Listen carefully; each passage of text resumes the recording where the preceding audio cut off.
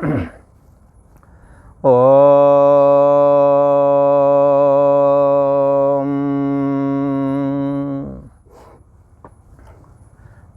में श्री राम प्रभु ने श्री वशिष्ठ जी महाराज से प्रश्न खड़ा किया था कि हे भगवान, जब एक ही ब्रह्म है, वो भी अद्वितीय, दूसरा नहीं है, जब दूसरा नहीं है तो ब्रह्मा कैसे बने और कैसे जगत बना, ऐसा प्रश्न उठाए थे।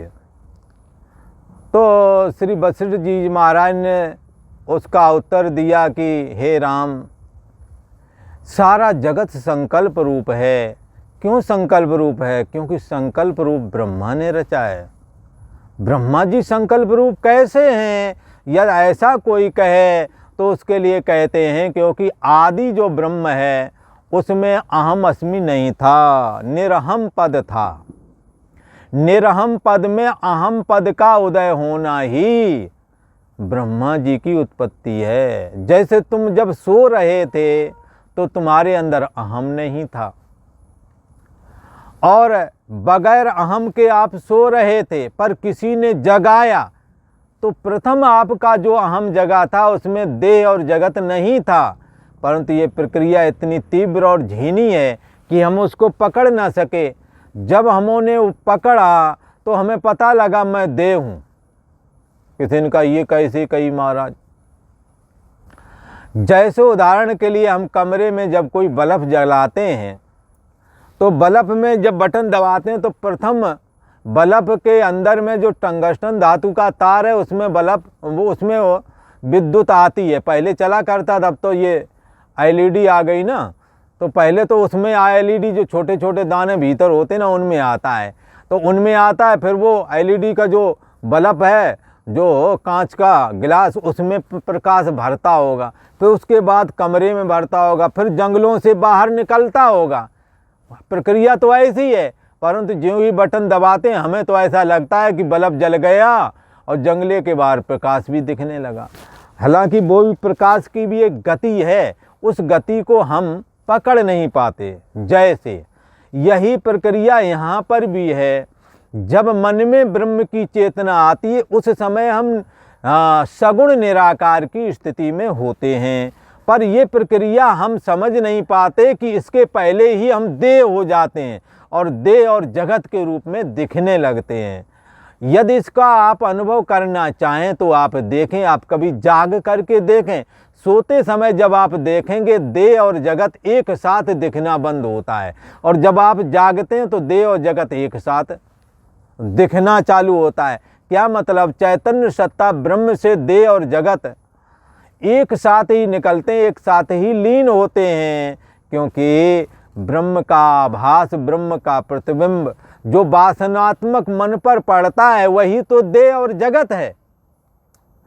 श्री वशिष्ठ जी महाराज कहते हैं, हे राम जी, निरहम पद ब्रह्म में जब समष्टि अहम रूप फुरना हुई तो वो ब्रह्मा कहलाया, और ब्रह्मा ने आकाश, वायु, तेज, जल, पृथ्वी आदि पंच महाभूतों की रचना की और अपने संकल्प से सारे जगत का निर्माण किया, सप्तऋषियों का निर्माण किया, और प्रथम संकल्प की सृष्टि, फिर मैथुनी सृष्टि संरचना की, जो आज तक हम लोगों के बीच में चले जा रहे हैं, उत्पन्न होते हैं, गर्भ धारण करते हैं, बचपना, जवानी, बुढ़ापा आता है, और फिर इसके बाद में मृत्यु को प्राप्त हो जाता है। जैसा कि जन्म नास्ति, वृद्धि, विपरिणाम, अपक्षय और मृत्यु, ये खट विकार शरीर के हैं।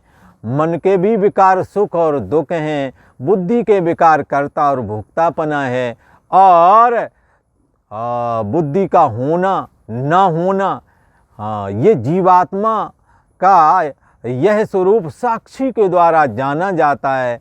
जिस चेतना के द्वारा आपने फाइटर, कंप्यूटर बनाए, विमान बनाए, वो चेतना का अभाव भी आपके द्वारा जाना गया, और जब सुबह वो चेतना जाग गई तो कहते मैं हूँ, तो उसका होना ना होना आपके द्वारा जाना जाता है। ऐसी चैतन्य सत्ता ही ब्रह्म है। इसमें जब माया फुरती है तो समष्टि अहम आता है, फिर ब्रह्मा आते हैं, प्रक्रिया है।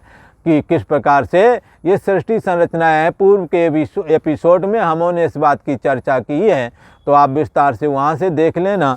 तो यहाँ कहते हैं कि ब्रह्मा जी ने संकल्प करते हुए संपूर्ण भूत गण और तारागण भी उत्पन्न किए संकल्प से है।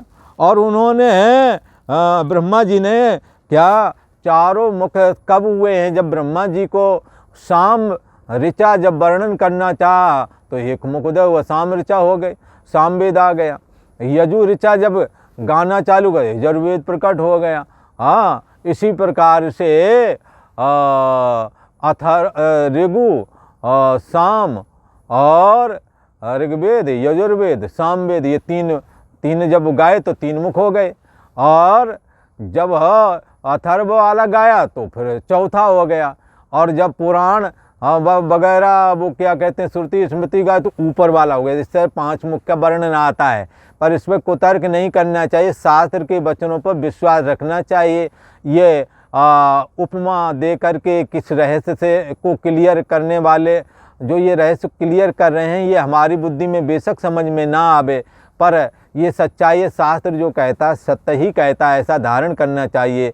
तो हमारे भागवत में तो ऐसा आता है कि भाई जब ब्रह्मा जी ने एक मुख से बोला तो किसी मुख से, इसमें भी आता है कि किसी मुख से पुराण बोले, किसी से इतिहास बोले, किसी से वेद बोले। इस तरह से 5 मुख की परिकल्पना बताई गई है। पर पंचम मुख जब भगवान ब्रह्मा जी ने सदाशिव के सामने मिथ्या भाषण किया तो शिव जी ने उनको पंचम मुख हटा दिया और इस तरह से ब्रह्मा जी के फिर 4 मुख ही रह गए हैं। ऐसा भी किन्हीं किन्हीं ग्रंथों में पुराणों में आता है, तो वो एक अलग विषय है। तो ब्रह्मा जी ने किस प्रकार से संरचना की, यहाँ इसका निरूपण किया गया। और उन्होंने ब्रह्मा जी ने वेद उत्पन्न किए। वेदों के माध्यम से जीवों का क्या कर्म है, जीवों के नाम, उनका आचार, उनकी कर्म वृत्ति, किसको क्या करना है, ये सारे के सारे उन्होंने संरचना की, जो आज तक चले जा रहे हैं। स्त्री को क्या करना है, पुरुष को क्या करना है, राजा को क्या करना है, प्रजा को क्या करना है, आपस में भाई भाई के क्या कर्तव्य हैं, पत्नी के पति के क्या कर्तव्य हैं, सारा कुछ कर्म वृत्ति निरूपण किया गया है। जगत मर्यादा के लिए नीति, जगत मर्यादा बनी रहे, जगत चलता रहे, पहले तो संकल्प से किया था।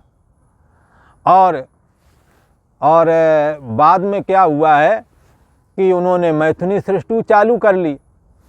तो यहाँ कहते हैं जगत मर्यादा के निमित्त, जगत मर्यादा चलती रहे, इसलिए क्या किया गया है, हाँ, स्त्री की रचना की।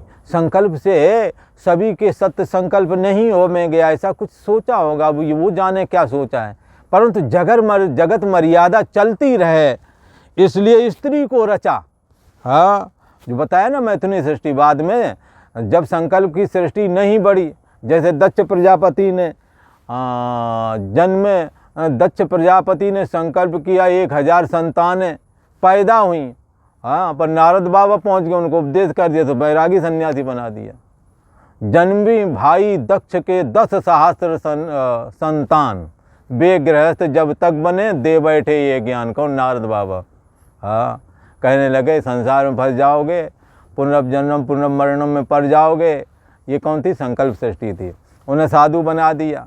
फिर पुनः भाई ने दक्ष की 10 सहस्त्र संतान, फिर 10,000 पैदा किए, वो नारद बाबा ने सन्यासी बना दिए। भला तब गुस्सा हो गए और नारद जी को श्राप दिया, तुम 2.5 घड़ी से ज़्यादा नहीं रुकोगे, तुम बहुत खतरनाक हो, तुमने ऐसा किया वैसा किया, बहुत उलाना बुलाना दिया। नाराज़ हुए, उन्होंने कहा चो कोई बात नहीं, सर दे दिया, अब कोई नहीं, अपना विचरण करेंगे, 2.5 घड़ी का रुक लेंगे, जहाँ तहाँ पर आराम हो जाएगी, फिर अपना विचरण करते रहेंगे।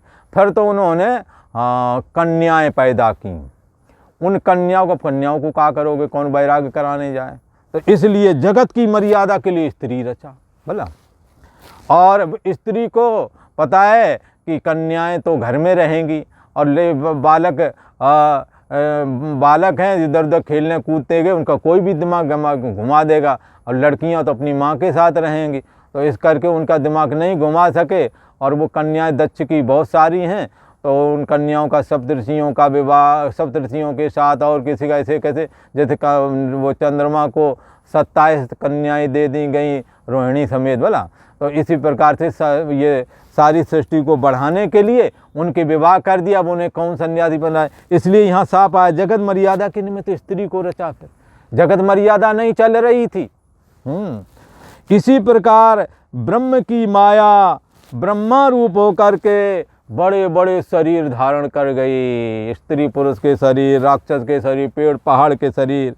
आगे सृष्टि का फिर विस्तार होता ही गया। लोक और लोकपालों के क्रम भी बनाए। ये लोक है, इनके लोकपाल अर्थात इनके लोकों के जो स्वामी हैं वो लोकपाल कहलाते हैं। सुमेरु और पृथ्वी के मध्य 10 दिशा रची गई। सुख क्या है, मृत्यु, राग द्वेष आदि ये सारे संरचना किया। जब आप पुण्य कर्म करेंगे अनुकूल वृत्ति होवेगी, आपको सुख मिलेगा। गलत कर्म करोगे आपको दुख मिलेगा। ये ब्रह्मा जी ने रचा है। गलत कर्म का गलत नतीजा, क्यों भाई चाचा, बोले हाँ भतीजा। गलत कर्म का गलत नतीजा, तो अच्छे कर्म का अच्छा नतीजा। ये किसने रचा? ब्रह्मा जी ने रचा है।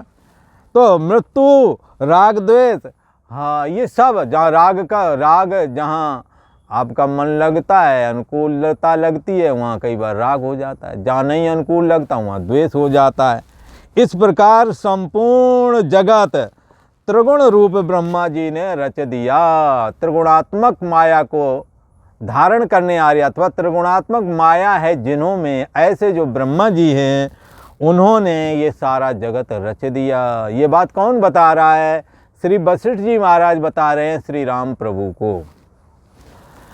तो जैसा उन्होंने ब्रह्मा जी ने जगत की रचना की है कि ये जगत के लोग जो भी उदय होवेंगे, चाहे वो जो भी शरीर हो, चलने वाला ना चलने वाला, पहले सभी के अंदर बचपन आएगा, फिर जवानी आएगी, फिर बुढ़ापा आएगा और फिर एक दिन गोविंदाय नमो नमः हो जाएगा। भला आया है सो जाएगा, राजा रंग फकीर, कोई सिंहासन चल चले, कोई बंधे जंजीर। भला भाई जो आया है वो जाएगा, पर पूर्ण कर्म करोगे सिंहासन चढ़ चले।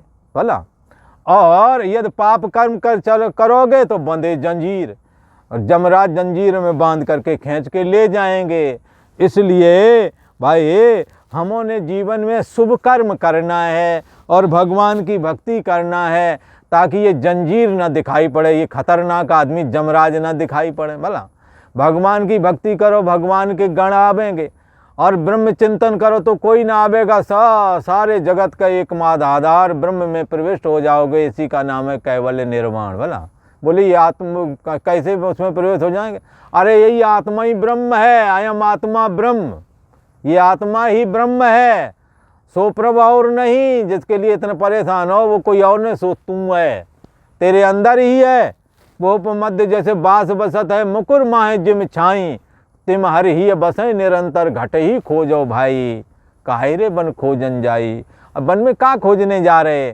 सर्व निवासी सदा अलेपा तेरे ही संग समाई, तेरे ही साथ समाया हुआ है, उसको जानो। हाँ तो कहते हैं कि जो यह संपूर्ण दृश्य भासता है, जैसा ब्रह्मा ने रचा आज तक वैसा ही स्थित है।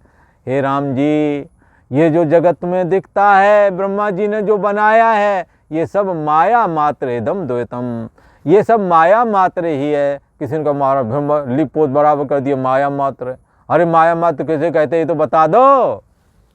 तो माया मात्र कहते हैं जो होना फिर भी दिख है, उसको कहते हैं माया मात्र। बोले ऐसा कैसे कह दिया महाराज, ये दुनिया है नहीं क्या है? लाख हजारन कल्प का उपजा ये संसार। हाँ कैसे कहते हो कि है नहीं और होना और दिख है? हाँ तो बंधुओं, शास्त्र जो कहता है सत्य बोलता है। जैसे आपने अपने को बालक देखा था, आज बालकपना नहीं है, जवान हो गए।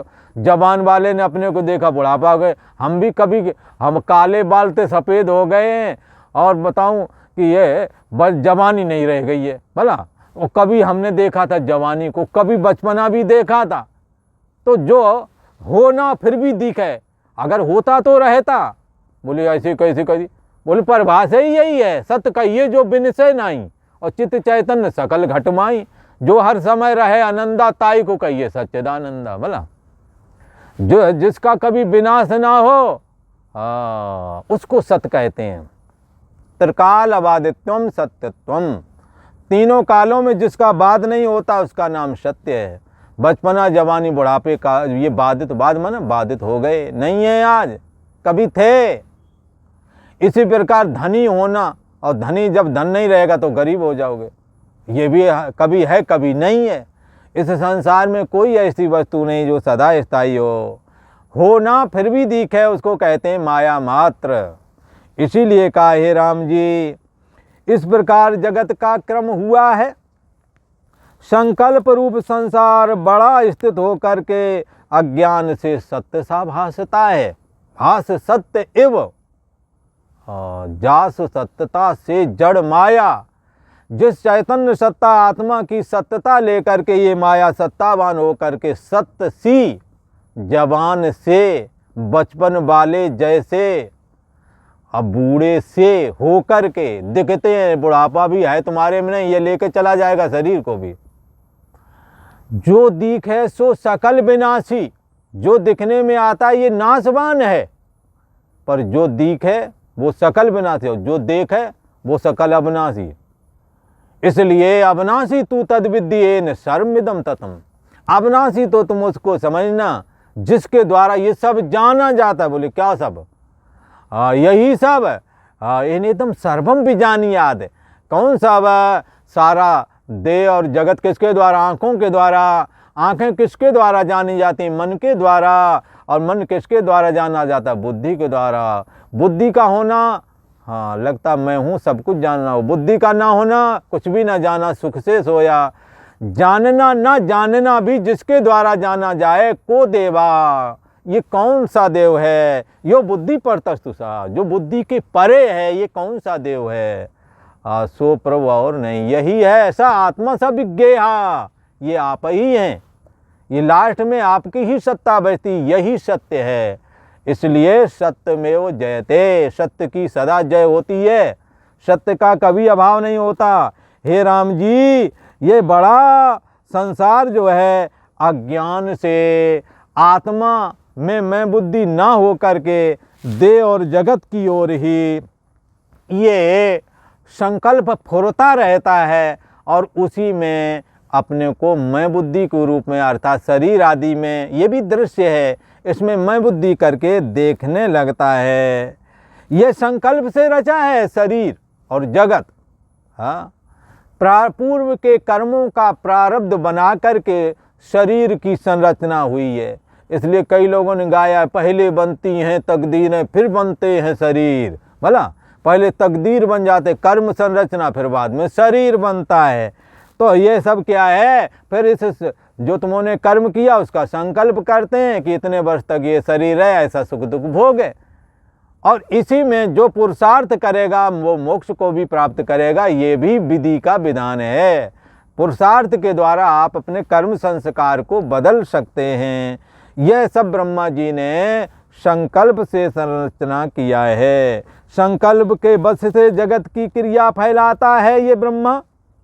संकल्प बस से दैव नीति होकर के स्थित है। नीति बना दी कि पानी ठंडा ही रहेगा, आप गर्म कर दो कुछ समय बाद ठंडा हो जाएगा। भला नीति बना दी पृथ्वी में, आप खड्डा बना दो किसी समय भर जाएगा। नीति बना दी कि अग्नि गर्म ही होवेगी, जलावेगी, पर जला दिया। हाँ, जो भी जाएगा वो जला दिया जाएगा। पर हो अगर हिम्मत, ये ब्रह्मा जी का संकल्प है। आप ब्रह्मा जी के संकल्प को अगर काट सको तो काट दो। जगत तो दिखता रहेगा, पर आप काट सको तो काट दो। बोले किसी ने आज तक काटा है किसी ने? हाँ, अगर कोई ऐसा कहे उसके लिए कहते हैं कि अतिशय संकल्प में तीव्रता जिनके अंदर होती है वो ब्रह्मा जी का संकल्प भी काट सकते हैं। किसी ने कहा कैसे? अरे ब्रह्मा जी ने तुम्हें मैं देव हूँ ऐसा बनाया है, अब तुम संकल्प कर लो कि मैं देह नहीं हूँ। कट गया ब्रह्मा जी का संकल्प। और बोले अच्छा, और ये तुम बता रहे थे अग्नि वाला काम, ये अग्नि का वाला संकल्प, अग्नि कैसे ठंडी हो जाएगी?